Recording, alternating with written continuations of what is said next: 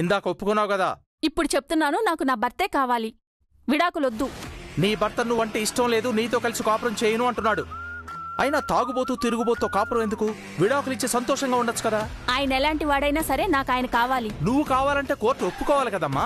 నువ్వు హింసిస్తున్నావని నీ భర్త కేసు పెడతాడు, కోర్టు విడాకులు ఇస్తుంది, నీకు శిక్ష కూడా పడుతుంది. ఈ అప్పులు తిప్పలు అవసరమా? లేదు సార్, భార్యకి ఇష్టం లేకుండా ఏ భర్త భార్యకి విడాకులు ఇవ్వలేడంట కదా. భార్యకి సపోర్టుగా ఓ సెక్షన్ కూడా ఉందంట కదా. ఆ సెక్షన్ ప్రకారం బలవంతంగా విడాకులు ఇవ్వలేరంట కదా.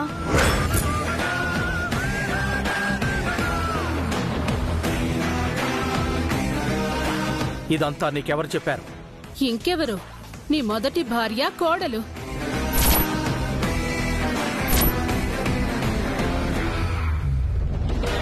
ఏంటి సార్, ఆవిడ మీ మొదటి భార్య అంటే ఈవిడ రెండో భార్యని. నీకెందుకు? మహాలక్ష్మి లాంటి ఆవిడుండగా మళ్ళీ ఈవిడెందుకు చేసుకున్నారు? మీ మగాళ్ళంతా ఇంతే, ఉన్నదాంతో తృప్తి పడరు, లేని దానికోసం పరుగులు తీస్తారు. ఆవిడ దేవత సార్, ఈవిడ దెయ్యంలా ఉంది సార్.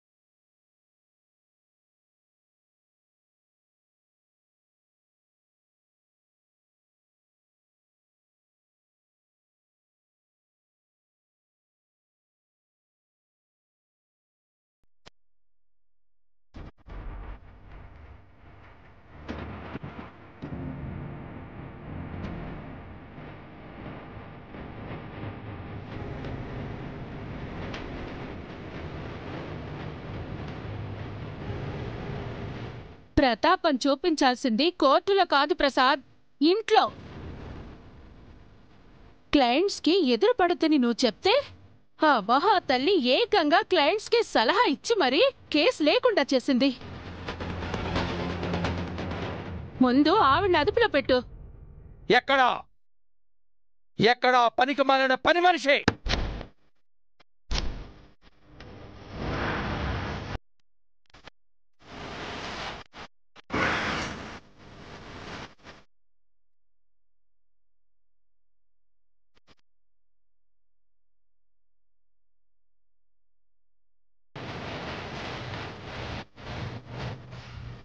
మనం ఆవిడకే విడాకులు ఇవ్వద్దు అన్న విషయం మావయ్య గారికి చిన్నత్తయ్యకి తెలిసిపోయి ఉంటుంది. ఇప్పుడేం చేద్దాం అత్తయ్య? చేయడానికి ఏముందమ్మా, కోపం వస్తే తిడతారు, మహా అయితే కొడతారు. ఆ తిట్లు దెబ్బలు నాకు అలవాటైపోయాయి. అసలు మావయ్య గారు ఇలాంటి వాళ్ళని అనుకోలేదు అత్తయ్య. స్వతహాగా ఆయన చాలా మంచివారమ్మా. మొదట్లో న్యాయం కోసమే వాదించేవారు. భూరని పెళ్లి చేసుకున్నాక తను ఆయన్ని మార్చేసింది. డబ్బు కోసం అడ్డమైన కేసులు ఒప్పుకునేలాగా బలవంతం చేసింది. తన వల్ల ఎంతో మంది అమాయకులు బాధలు పడ్డారు. నిరపరాధులకు శిక్షలు పడ్డాయి. నేరస్తులు తప్పించుకున్నారు. ఆ పాపాలు శాపాలై ఆయన్ని వెంటాడకూడదని అప్పుడప్పుడు నేనే ఇంటికొచ్చిన క్లయింట్స్కి మంచి చెడు చెప్పేదాన్ని. ఇంత చేసినా కూడా మీరు మావయ్య గారి గురించి ఆలోచిస్తున్నారా? ఆయన నా భర్త కదమ్మా. నా పసుపు కుంకాల గురించి కాకుండా ఇక దేని గురించి ఆలోచించమంటావు?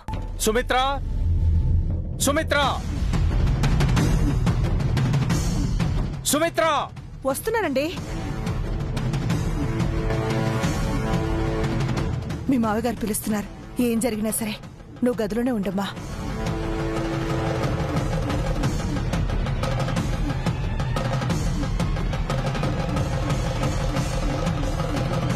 ఏంటండి?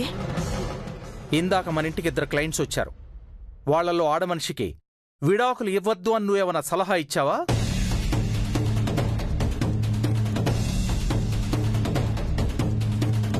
అంటే అదండి. ఇంకా తనని అడుగుతావేంటి ప్రసాద్? తను ఆ పిల్లతో సలహా చెప్పడం నేను కళ్ళారా చూశాను. భువన చెప్పింది నిజమేనా?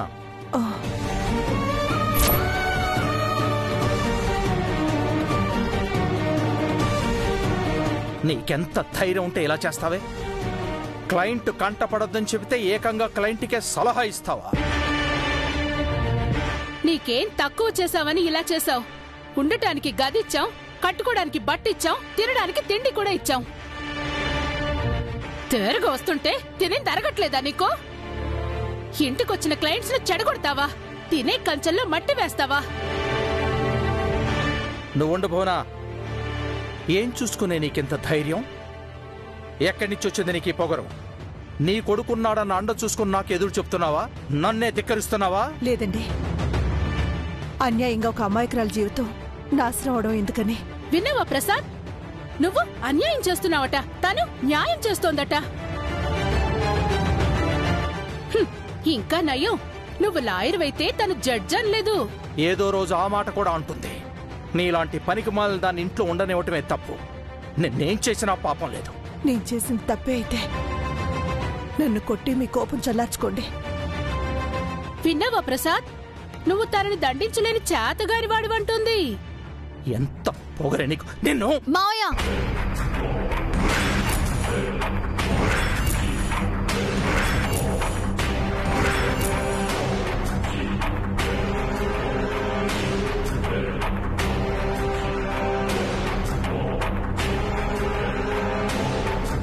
అనవసరంగా అత్తయ్య గారిని కొట్టకండి.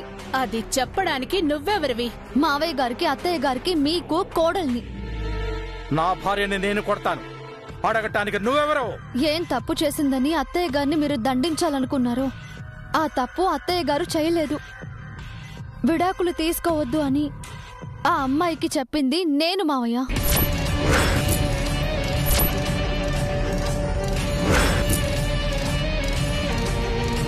అమ్మ దివ్య, విన్నావా ప్రసాద్? ఇన్నాళ్ళు ఈవిడ ఒక్కతే తలనొప్పి అనుకున్నాను. ఇప్పుడు ఈవిడ గారికి తోడు ఇంకొకరొచ్చారు. ఇక నువ్వు ప్రాక్టీస్ చేసినట్టే. నా క్లయింట్ తోటి నువ్వెందుకు మాట్లాడావు? ఆ భార్యాభర్తల్లో భర్తదే తప్పు మావయ్య. అతను తాగుబోతూ, తిరుగుబోతూ, పైగా ఆ అమ్మాయి లావుగా ఉంది అని తనని వదిలేస్తానంటున్నాడు. అది కరెక్ట్ కాదండి. అలాంటి భర్తతో ఆ అమ్మాయి కాపురం చేయటం మాత్రం కరెక్టా? మనుషులన్నాక మారుతారు మావయ్య. అది నాకంటే మీకే బాగా తెలుసు.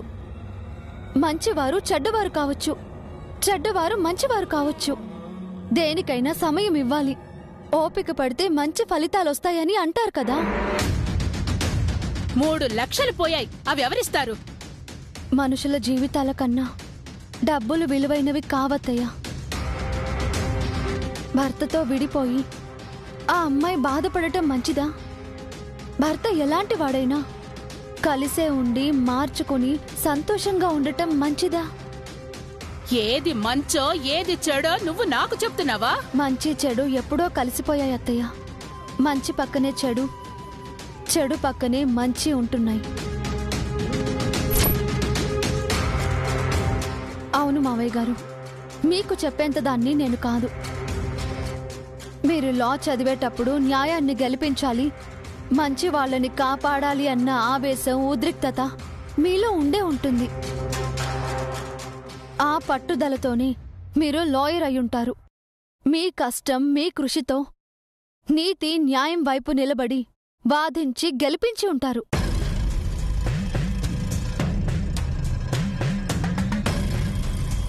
మీ పేరు చెప్పుకుని ఎన్నో జీవితాలు నిలబడి ఉంటాయి.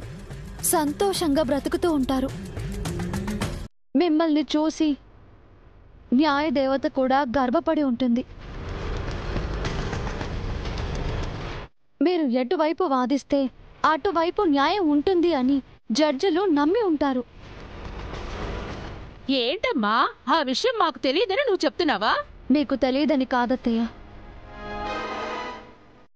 మావయ్య గారు మర్చిపోయారు అని కూడా కాదు. ఇందాక మీరు డబ్బుల ప్రస్తావన తెచ్చారు కాబట్టి చెప్తున్నాను.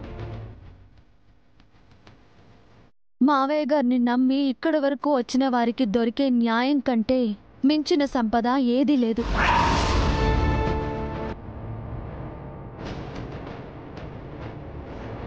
ఇన్ని రోజులు బార్ కౌన్సిల్లో మావయ్య గారు తలెత్తుకుని నిలబడగలిగారు అంటే అదే కారణమై ఉంటుంది. అంతే కదా మావయ్య గారు?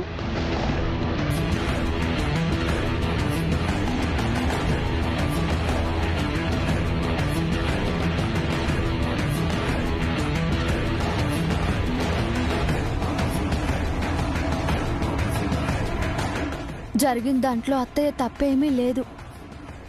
నేను చేసింది తప్పు అని మీకు అనిపిస్తే ఇది నా మొదటి తప్పుగా భావించి నన్ను క్షమించండి మావయ్య. మీలో నాకొక న్యాయమూర్తి కనిపిస్తున్నారు. ఆ మూర్తికి దండం పెట్టి క్షమాపణ అడుగుతున్నాను.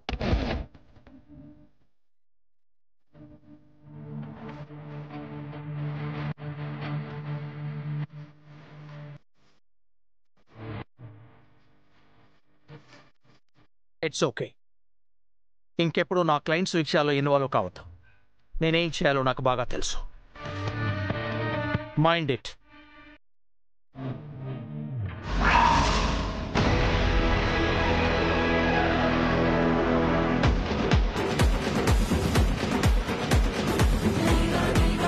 అత్త కోడళ్ళు కలిసి నాటకాలు ఆడుతున్నారు కదూ. మీ పని ఎలా పట్టాలో నాకు కూడా బాగా తెలుసు. ఇంకోసారి ఇలా చేశారో నాలో ఇంకో యాంగిల్ ని చూస్తారు. జాగ్రత్తగా ఉండండి.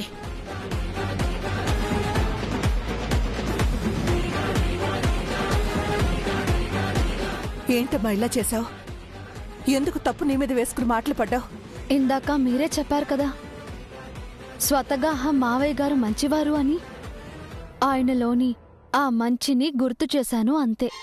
ఆయన నిన్ను ఏమంటారోనని చాలా భయపడ్డానమ్మా. నన్నేమన్నా పర్వాలేదు అత్తయ్య, కానీ మిమ్మల్ని ఏమీ అనకూడదు. ఇకపై మీరు ఎలాంటి నిందలు అవమానాలు పడకూడదు. అదే నా బాధ్యత.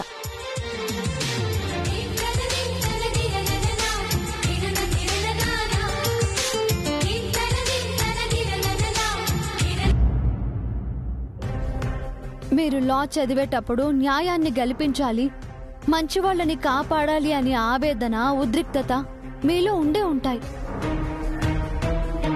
మీ పేరు చెప్పుకొని ఎన్నో జీవితాలు నిలబడి ఉంటాయి.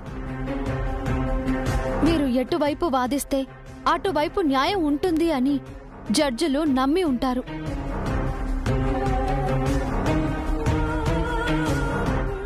న్యాయపరంగా మావయ్య గారు తలెత్తుకుని నిలబడగలిగారు అంటే అదే కారణమై ఉంటుంది.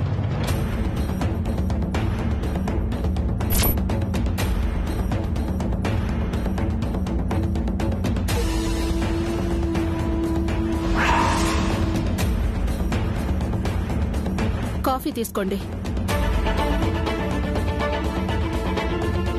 నువ్వు తీసుకొచ్చావేంటి భువనా? తను తేవడానికి తీరికుండాలి కదా. మన పని చెడగొట్టడమే తన పని అయ్యింది. ఇంటికొచ్చిన లక్ష్మీదేవిని చేజారేలా చేశారు.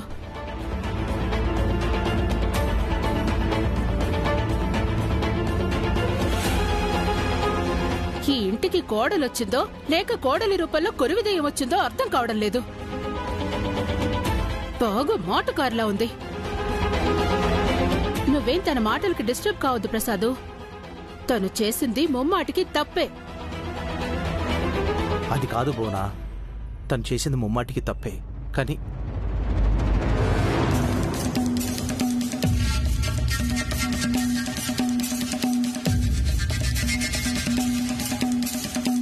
మన బంగారం మంచిది కానప్పుడు మనం చేసేదే ఉందిలే. ఇంటికి కోడలను తీసుకొచ్చినా కురివిదేయాన్ని తీసుకొచ్చినా భరించాల్సింది మనమే కదా.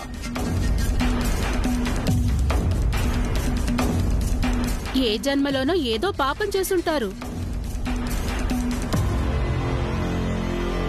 ఈ జన్మలో అనుభవిస్తున్నారు. కన్న కొడుకే శత్రువులా తయారయ్యాడు. నాతో శత్రుత్వం పెంచుకుంటే ఏం జరుగుతుందో వీళ్ళకి తెలిసినట్లేదు. నేను తలుచుకుంటే తప్పుడు కేసు పెట్టి 7 ఏళ్లు జైల్లో పెట్టించగలను.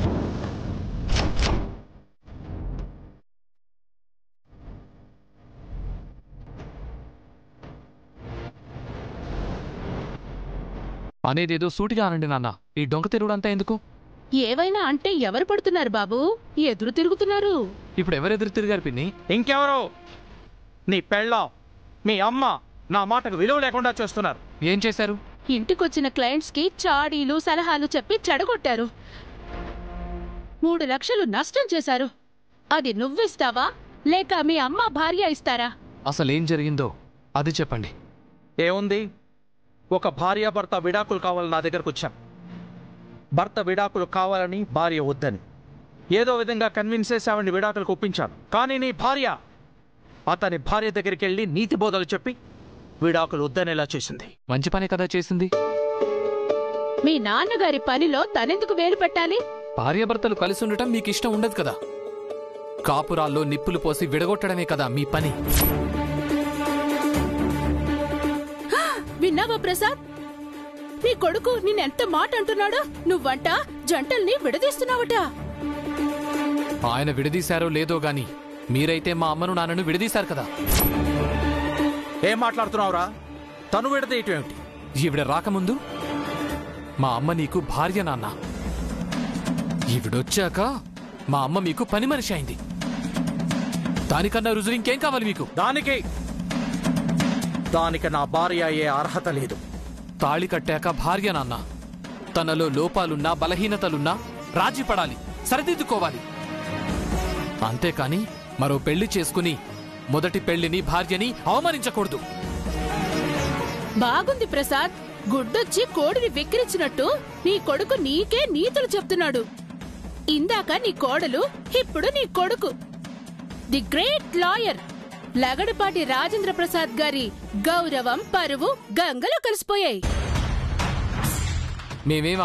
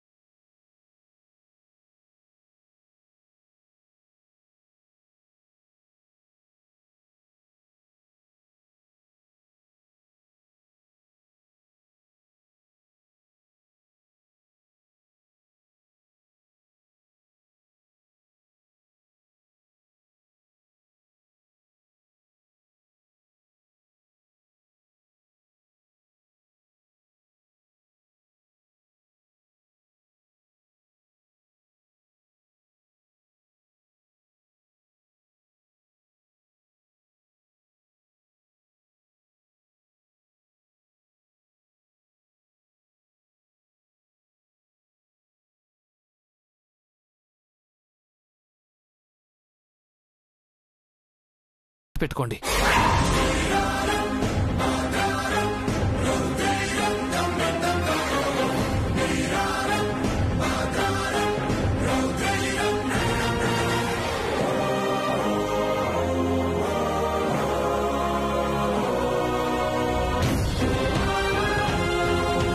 ఏంటి ప్రసాద్, నిన్నే బెదిరిస్తున్నాడు? మనపై కేసు పెట్టి జైలుకు పంపిస్తాడంట. నీకు అర్థం అవుతోందా? పిల్లకాకేం తెలుసు ఉండేలు దెబ్బ అని? నా గురించి వాడికి పూర్తిగా తెలీదు. నన్ను ఎదిరించిన వాడు ఎవ్వడూ గెలవలేడు. చూపిస్తాను నేనేమిటో. వెంటనే అది జరగాలి ప్రసాద్, లేదంటే మనకి ప్రమాదం.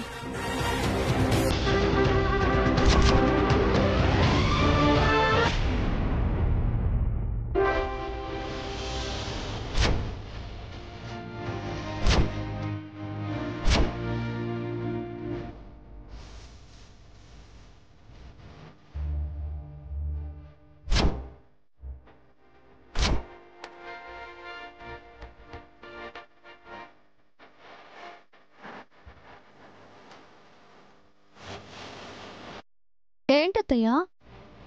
ఏంటోనమ్మా, ఎంత ప్రయత్నించినా స్టవ్ వెలగట్లేదు.